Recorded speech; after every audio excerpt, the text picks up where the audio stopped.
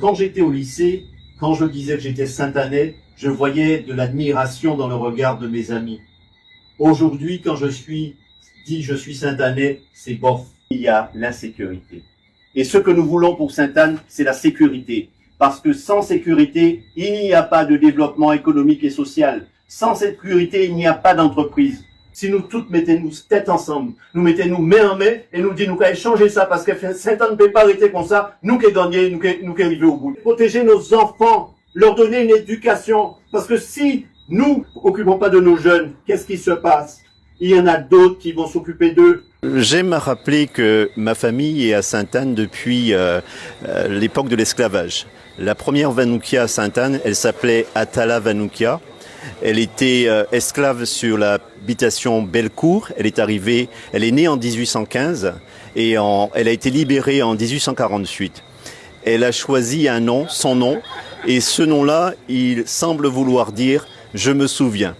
Et l'idée, c'est de dire aujourd'hui que mes racines sont à Sainte-Anne. J'ai grandi, je me suis développé, j'ai développé des entreprises et je considère que la vie, mon pays, m'a beaucoup donné. Et aujourd'hui, je pense que je dois donner en retour de ce que j'ai acquis comme compétences, de ce que j'ai pu voir dans mes différentes expériences. Et c'est cela que je veux mettre au service de ma commune. Protéger, c'est protéger notre environnement.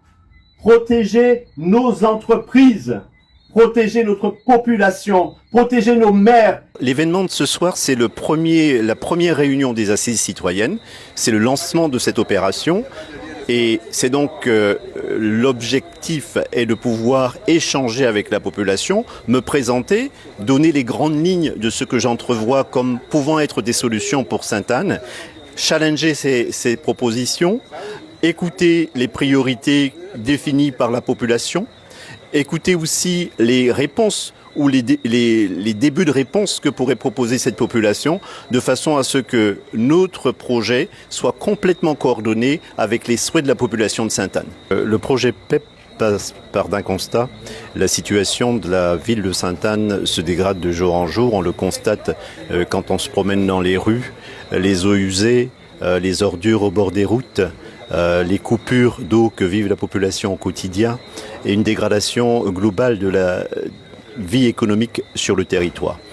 Donc le projet PEP, c'est de dire qu'il faut préparer, il faut protéger, il faut équilibrer.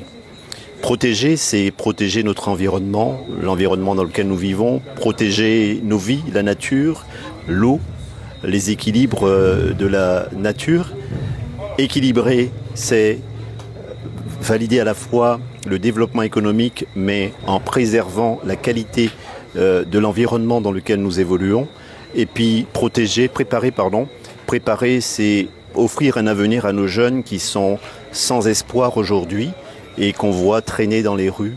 Et lorsqu'on ne leur propose pas un avenir, une alternative, ce sont les dealers qui leur servent d'instructeurs. Et ça, nous souhaitons y mettre un terme. Ce que nous voulons mettre aussi en place, c'est une nouvelle gouvernance. C'est-à-dire que nous souhaitons mettre la population au cœur de nos enjeux.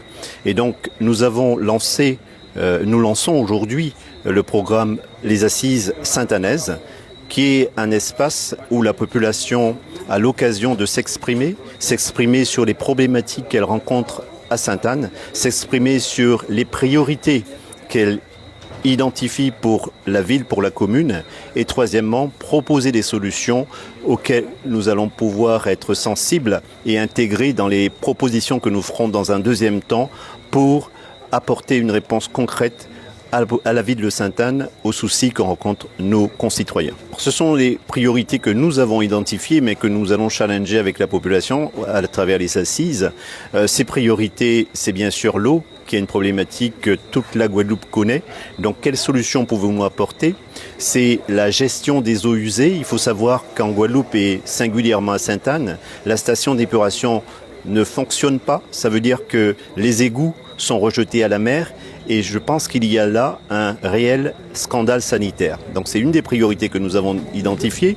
Une autre des priorités, c'est la sécurité. Aujourd'hui, à Sainte-Anne, encore il y a 2 jours à Bois-Jolan, un couple s'est fait agresser sur la plage. Il s'est fait braquer, la voiture a été volée. Hier, c'était devant la gendarmerie où quelqu'un a été agressé pour qu'on lui vole son scooter. Donc nous pensons qu'il n'y a pas de développement économique, il n'y a pas de développement socio-économique sans sécurité. La sécurité, c'est la base. Les Sainte-Annais souffrent du fait que l'entreprise qui est en charge de cette fibre est incapable d'assurer l'entretien du réseau et de permettre aux citoyens d'avoir accès à la fibre. La fibre, ça nous permet de nous ouvrir vers le monde. Ça permet à nos jeunes d'être à l'égalité, à équité avec d'autres populations en métropole, au Canada ou ailleurs.